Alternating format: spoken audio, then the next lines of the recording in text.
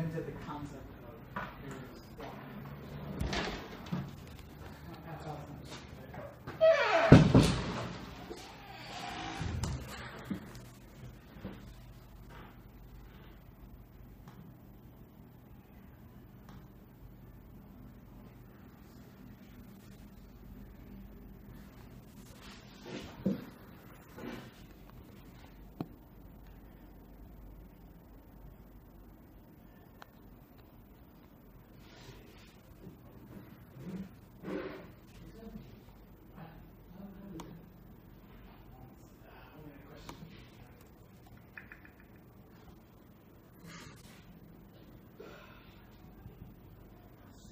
That's me.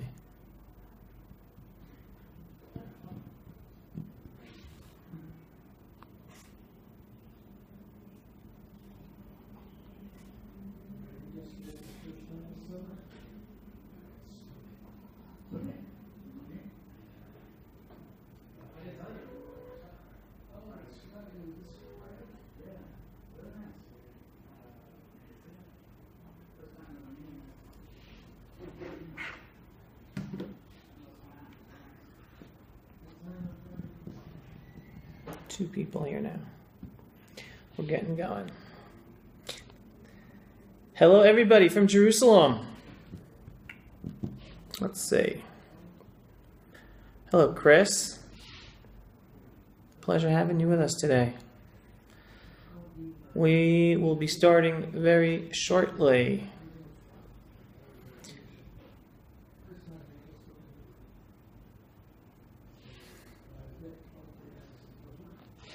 Gotta love technology today. Crazy stuff. All right, we're gonna get going. Today's topic is what the Arabs don't want people to know about the West Bank. All right, first of all, I'm a huge believer in history and facts. And if anyone wants to go into the history books, go into maps, they will find out that before 1948, there's no land mass called the West Bank. It just doesn't exist. It's not the name of a country. It's not the name of a region. It's something that doesn't exist. It never existed. It's a modern invention, the West Bank. Okay? Now, where did the term come from, the West Bank? Right? It's not... It's a good question. If it is a modern invention, then where did it come from? Why? It's very simple. Think about it. What does the West Bank refer to? What does a bank refer to in a geographical context? The bank is a bank of a river, right? There are two banks to a river, two sides. It could be a east bank and a west bank. It could be a north bank and a south bank, but it's the bank of a river. It's just a way to explain a topographical area. That's it. The West Bank is therefore what? It's the West Bank of the Jordan River. You look at a map of the Middle East. You look at a map of Israel and Jordan today. The Jordan River is a borderline between Jordan and Israel. Jordan is the east bank of the Jordan River. Israel is the west bank of the Jordan River. All right? So let's get this settled. That is what the West Bank refers to, the west side of the Jordan River. So then the question comes up again.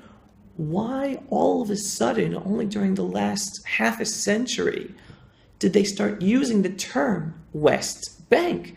That beforehand, it never existed. It's not, again, not in the history books, not on maps, nothing. The term West Bank only came to exist after the 1948 period. And now we go into the modern history of Israel. 1948 war in Israel. The Arab countries do not want a state of Israel to exist. They wage war to destroy Israel. Israel miraculously wins that war, but it does not win all of the territory in Israel.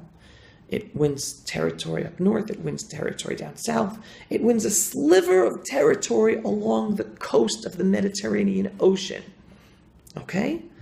Now, there is an area of Israel that Jordan conquers. Okay? Jordan already existed. All right? It was on the east bank of the Jordan River.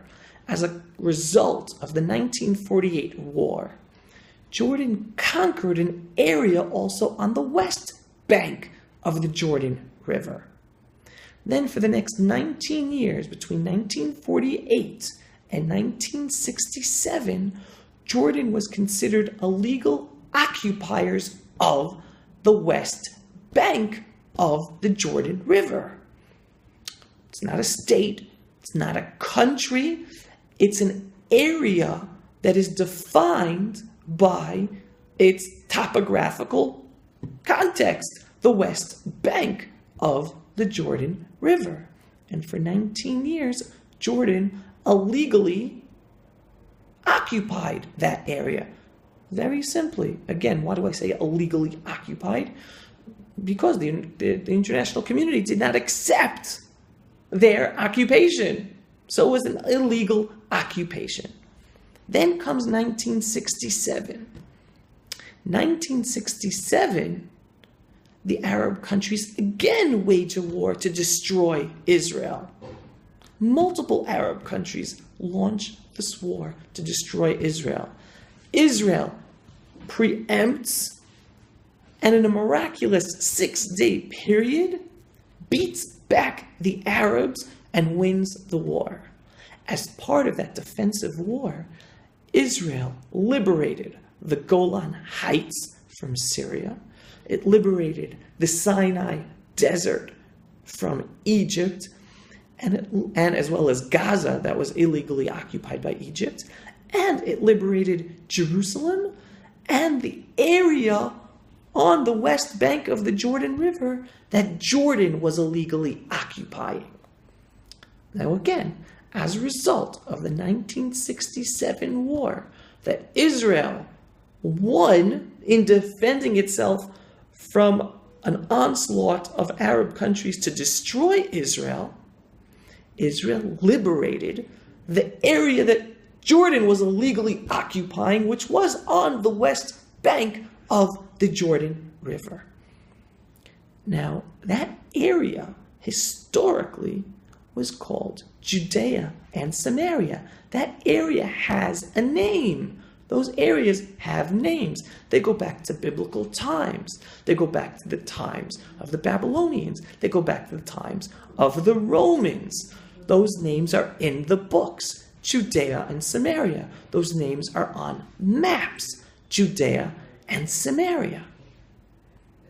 The reason that the names Judea and Samaria disappeared is because after the Romans, after the Romans destroyed the Jewish nation state and destroyed the Second Temple, they then renamed the area Palestina to erase any connection between the Jewish people and their historic homeland.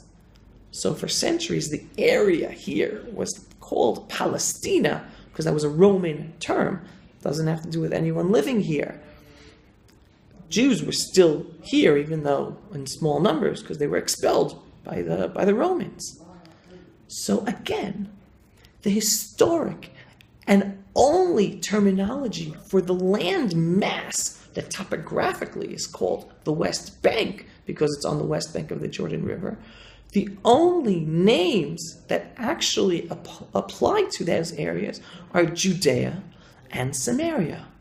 And why Judea? Because Judea is the land of the Jews, the Jewish homeland, the Jewish nation state. Judea, Jews. So the West Bank is only a term that was created and introduced to the world because of Jordan's illegal occupation on a little segment of land that happened to be on the west bank of the Jordan River. Because even if you look at a map back between 1948 and 1967. Or today you look at a map. Look at Jordan. Look at the border of Jordan and Israel. It's a long border. And then all of a sudden you have this little appendage of the Jordan River.